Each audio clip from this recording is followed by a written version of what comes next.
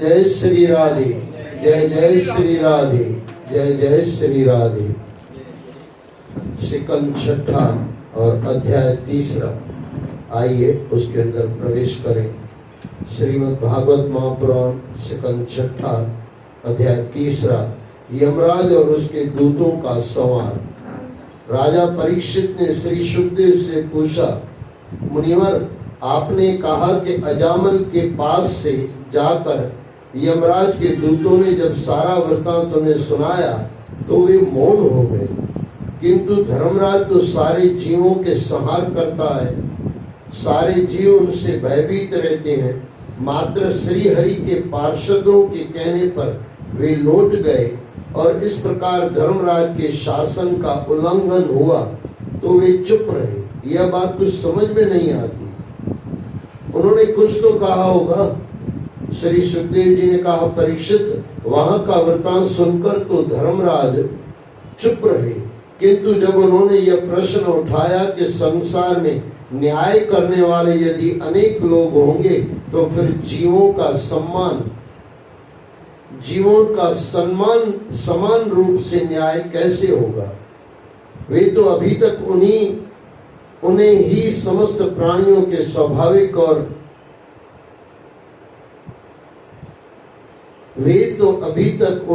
समस्त प्राणियों के स्वाभाविक अधीश्वर समझते थे। उन्हें ही पाप और पुण्य के निर्णायक और दंडदाता समझते थे। आपके शासन की अवहेलना आज तक किसी ने नहीं की, फिर उन चारों पार्षद का यह साहस कैसे हुआ जो उन्होंने अजामल को हमें नहीं लाने दिया। यदि वे हमें अधिकारी समझे तो इसका कारण बताएं। राजन, इस पर यमराज ने उन दूतों से इस प्रकार कहा, दूतों, मेरे अतिरिक्त इस चराचर जगत के एक और भी स्वामी है। उन्हीं ही में यह संपूर्ण जगत सूत के धागे में वस्त्र के समान स्थित है। उन्हीं के अंश ब्रह्मा जी, विष्णु जी और शंकर जी हैं। वे ही इस जगत की उत्पत्ति, स्थिति और लय के कारण है। मैं तो उनका एक अदना सा सेवक मात्र हूँ। उन्हीं के कारण मुझे यह विभाग प्राप्त हुआ है।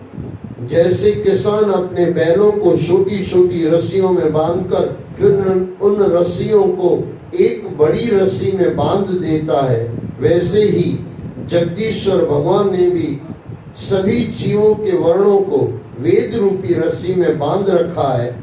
समस्त जीवों के कर्म इसी रस्सी से बंधे हुए हैं।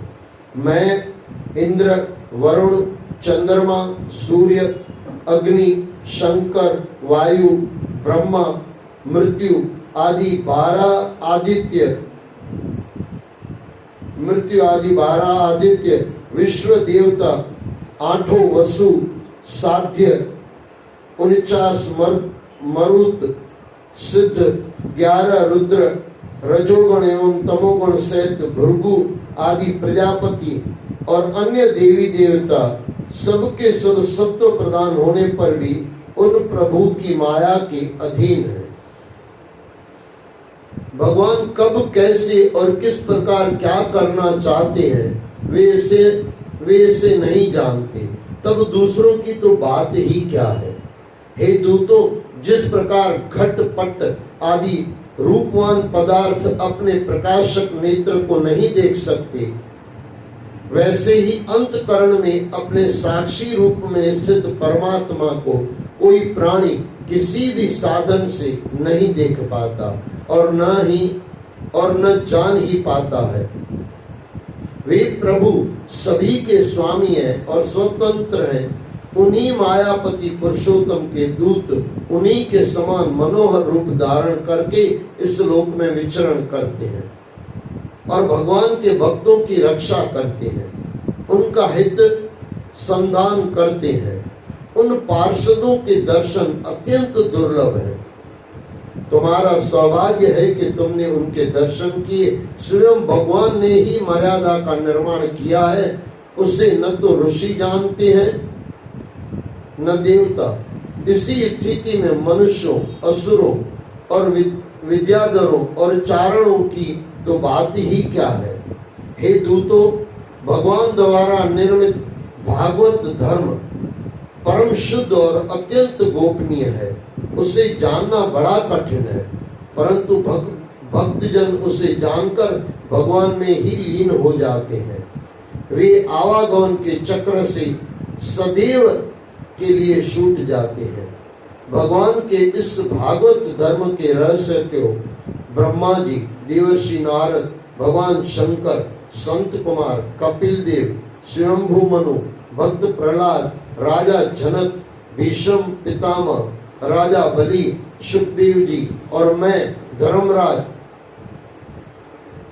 धर्मराज ये 12 व्यक्ति ही जान पाए हैं। इस संसार में मनुष्यों के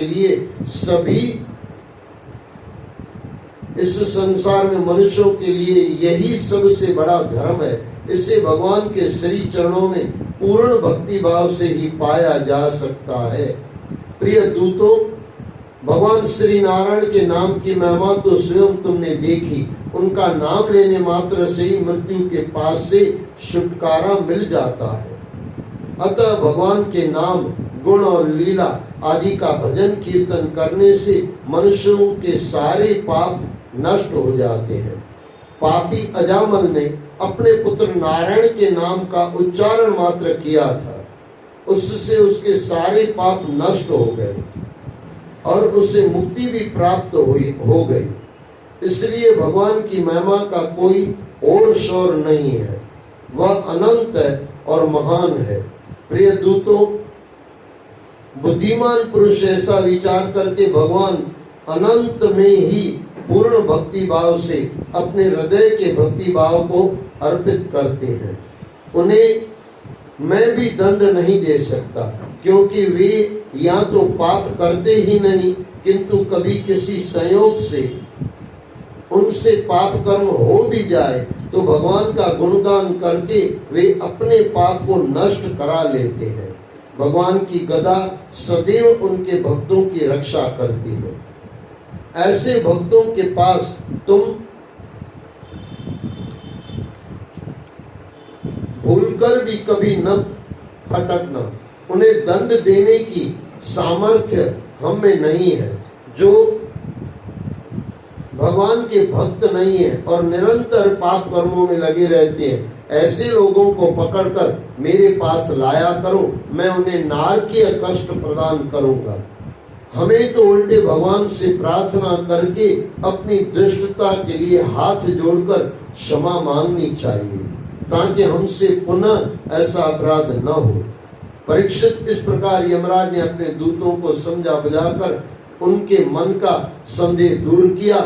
इसलिए तुम भी यह अच्छी प्रकार से समझ लो कि बड़े से बड़े पापों का सर्वोत्तम और अंतिम प्रायश्चित भगवान के गुणों और उनकी लीला का गान करना ही है। उनके नामोच्चारण मात्र से ही अजामिल की भांति सारे पाप नष्ट हो जाते हैं। इसी से तुम्हारा और संसार का कल्याण होगा। भगवान की प्रेमा भक्ति में भगवान को वश में करने का महामंत्र छिपा हुआ है। भगवान की प्रेमा भक्ति में भगवान को वश करने का महामंत्र छिपा हुआ है। इससे न केवल आत्मशुद्धि होती है, बल्कि जीवन मरण के चक्र से सदैव के लिए मुक्ति भी मिल जाती है। फिर वह जीव शासित न होकर शासक की प्रशंसनिक प्रणाली का अंग बन जाता है। किसी अन्य प्रकार के व्रतों से भी ऐसे आत्मशुद्धि प्राप्ति नहीं होती जैसे कि भगवान का नाम लेने से होती है। राजन, जब यमदूतों ने अपने स्वामी धर्मराजा से भगवान की महिमा सुनी और उसका स्मरण किया तो उनके आश्रय की सीमा न रही। तभी से उन्होंने भगवान के भक्तों के पास जाना छोड़ दिया। यह कथा मल्य पर्वत पर विराजमान महर्षि अगस्त्य जी ने श्री हरि की पूजा करते समय मुझे सुनाई थी। अध्याय 4। दक्ष द्वारा भगवान की स्तुति और भगवान का प्रकट होना। राजा परीक्षित ने पूछा, मुनिवर, मनु के उपरांत देवगण, असुर, मनुष्य, सर्प और पशु पक्षियों की सृष्टि कैसे हुई? कृपया उसे विस्तार से बताइए। श्री सुखदेव जी ने कहा, राजन, प्राचीन बरही ने 10 पुत्र प्रेचेता कहलाए। प्राचीन बरही के 10 पुत्र प्रेचेता कहलाए जो समुद्र से निकले थे। उनका उल्लेख मैंने पहले भी किया था। समुद्र से बाहर आकर उन्होंने देखा कि सारी पृथ्वी वृक्षों से घिरी हुई है। उन्होंने अपने तपोबल से वृक्षों को जला दिया।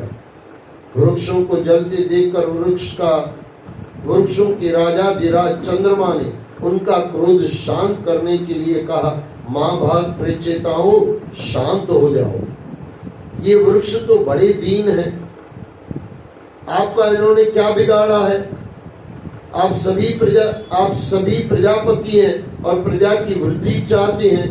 आपके अधिपति अविनाशी परमात्मा श्री हरि ने संपूर्ण वनस्पतियों को प्रजा के हित के लिए और उनके खान पान के लिए बनाया है। पक्षियों के लिए फल पुष्प आदि बनाए हैं, पशुओं के लिए घास तृण आदि उनके भोजन है, हाथ वालों के लिए वृक्ष लता आदि है, और दो पैर और हाथ वाले मनुष्यों के लिए धान गेहूं आदि भोजन और औषधियां हैं। 4 पैर वाले बैल, ऊंट आदि कृषि कर्म में मनुष्य की सहाय करते हैं। आपके पिता देवादिदेव भगवान ब्रह्मा जी ने आपसे सृष्टि सृजन के लिए कहा है। ऐसी स्थिति में यदि वृक्ष नष्ट हो जाएंगे तो भोजन कहां से आएगा? प्रजा की रक्षा करना आपका धर्म है। सभी जीवों में भगवान आत्मा के स्वरूप में विराजमान है। यदि आप जीवों की रक्षा करेंगे तो आप भगवान को प्रसन्न करेंगे। जो व्यक्ति क्रोध को शरीर में ही रोक लेता है वह प्रकृति के 3 गुणों पर अधिकार कर लेता है। प्रेचेताओं, इस वन में प्रमलोचा नाम की एक अप्सरा ने एक सुंदर कन्या को जन्म दिया है। उसकी रक्षा और पालन पोषण इन वृक्षों ने किया है, इन वृक्षों ने ही किया है। उसे आप स्वीकार करें और सृष्टि को आगे बढ़ाएं। उन प्रेचेताओं ने उस कन्या को धर्म पूर्वक स्वीकार किया। उसके गर्भ से प्राच्य दक्ष का जन्म हुआ। फिर दक्ष की प्रजा सृष्टि से 3 लोग भर गए। परीक्षित, पहले प्रजापति दक्ष ने जल, थल और आकाश में रहने वाले देवता, असुर एवं मनुष्यों आदि से सृष्टि का विकास किया, परंतु जैसा वे चाहते थे उस प्रकार से सृष्टि का विकास नहीं हो पा रहा था। तब उन्होंने विंध्याचल के निकट पर्वत पर जाकर घोर तपस्या की। वहां अधमशरण नाम का एक तीर्थ है जो सारे पापों को धो डालता है। भगवान दक्ष ने प्रतिदिन उस तीर्थ में त्रिकाल स्नान किया और तप से भगवान को प्रसन्न किया। भगवान को प्रसन्न करने के लिए दक्ष प्रजापति ने जो स्तुति की वह हंस नाम से जानी जाती है। वह स्तुति इस प्रकार है, भगवान आपकी अनुभूति, आपकी चित्त शक्ति अमोघ है।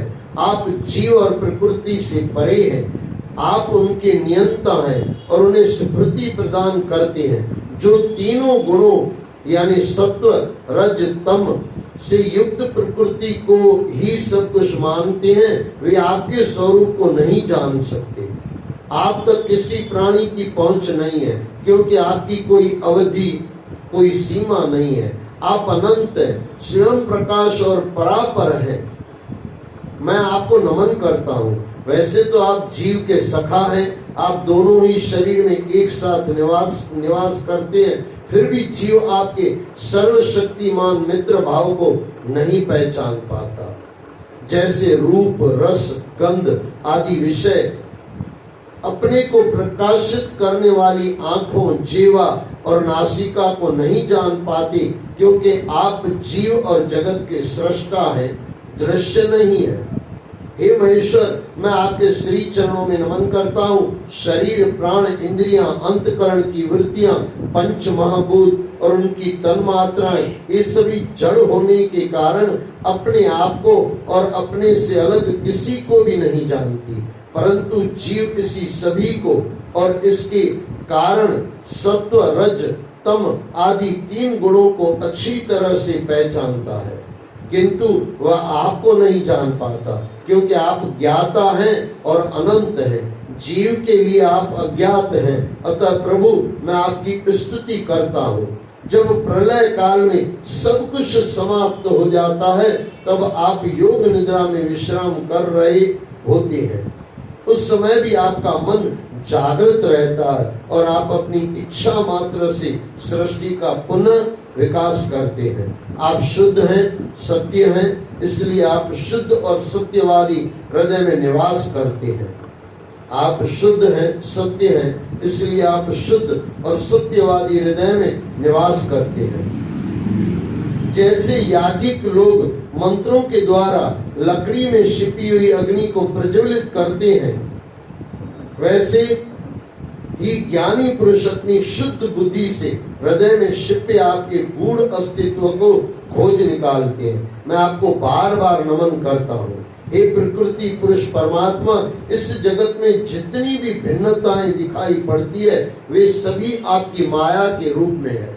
माया का निषेध करने के उपरांत जो शेष रहता है वह आप ही हैं। माया भी आपके द्वारा उत्पन्न होती है, उसमें भी आप ही हैं। सारे जगत के नाम रूप आपके ही हैं। आप मुझ पर प्रसन्न होइए प्रभु और मुझे आत्म साक्षात्कार कराइए। आप स्वयं ब्रह्म हैं, आप मुझ पर कृपा कीजिए। आपके निराकार स्वरूप को योगी जन तरह तरह से विश्लेषण करते हैं, मैं उन्हें नहीं जानता। मुझे तो मात्र इतना पता है कि इस सृष्टि के आप ही जनक हैं, आप ही इसके पालनहार हैं और आप ही इसके संहारक हैं। मैं आपके निराकार और अज्ञात स्वरूप को बार बार नमन करता हूँ। मुझ पर प्रसन्न होइए प्रभु। आप अनेक रूपों में अनेक लीलाएं करते हैं। हम तो उन लीलाओं को सुन सुन कर ही आपके गुणों का गान करते हैं। हमारी स्तुति भी अत्यंत साधारण है। हम स्तुति कैसे की जाती है उसे ठीक से जानते भी नहीं है। हम तो योगी जन द्वारा दिए गए आपके नामों का सुमरण ही हमें तो योगी जन द्वारा दिए गए आपके नामों का सुमरण ही आता है। उसे आप हमारी पूजा समझ लीजिए और हम पर कृपा कीजिए। परीक्षित, इस प्रकार दक्ष प्रजापति ने भगवान की स्तुति करके उन्हें प्रसन्न किया, तो भगवान श्री हरि विष्णु साकार रूप में अपने सभी पार्षदों के साथ गरुड़ पर चढ़कर वहां आए। इंद्र आदि देवगण उनकी स्तुति कर रहे थे। इंद्र आदि देवगण उनकी स्तुति कर रहे थे। उनका रूप अलौकिक था। प्रजापति दक्ष ने तत्काल उनके चरणों में दंडवत किया। उनका सारा अंतरंग आनंद से भर उठा। तब भगवान ने दक्ष प्रजापति के मन की बात जानकर कहा, प्रिय दक्ष, तुम्हारी तपस्या पूर्ण हुई। तुम्हारे हृदय में मेरे प्रति प्रेम उत्पन्न हुआ है। तुमने मेरे ही सृष्टि वृद्धि के कार्य के लिए मुझे स्मरण किया है। तप ही मेरा हृदय है, विद्या शरीर है, कर्म मेरी आकृति है, कर्म मेरी आकृति है, यह अंग है, यह अंग है, धर्म मन है और देवता प्राण है। तप ही मेरा हृदय है, विद्या शरीर है, कर्म मेरी आकृति है, यज्ञ अंग है, धर्म मन है और देवता प्राण है। जब यह सृष्टि नहीं थी तब केवल मैं ही था और निष्क्रिय रूप में पड़ा हुआ था। बाहर भीतर कहीं कुछ नहीं था, न कोई दृष्टा न कोई दृश्य। मैं केवल ज्ञान स्वरूप और अव्यक्त था। मैं ही अनंत हूँ और अनंत गुणों का आधार हूँ। जब त्रिगुणमयी माया के द्वारा यह ब्रह्मांड रूपी शरीर प्रकट हुआ, तब इसमें सृष्टि पुरुष ब्रह्मा प्रकट हुए।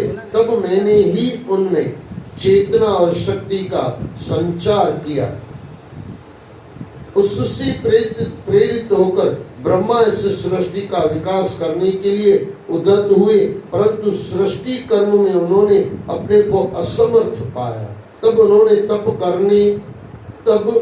तप करके उसके प्रभाव से 9 प्रजापतियों की रचना की। प्रिय दक्ष, देखो ये पंचजन्य प्रजापति की कन्या अस्किनी है। तुम इसे अपनी पत्नी के रूप में ग्रहण करो। तुम इसके साथ गृहस्थ धर्म का पालन करते हुए मैथुनी सृष्टि का प्रारंभ करो। आज के बाद मानसी सृष्टि नहीं होगी। इस मैथुनी सृष्टि से जो प्रजा उत्पन्न होगी वह मेरी सेवा में सदैव तत्पर रहेगी। परीक्षित, विश्व के जीवन दाता भगवान श्री हरि विष्णु यह कहकर अंतर ध्यान हो गए। उसके पीछे उसके पास अस्किनी नामक सुंदरी ही रह गई, जिसके द्वारा उन्होंने सृष्टि का क्रम तीव्र गति से आगे बढ़ाया।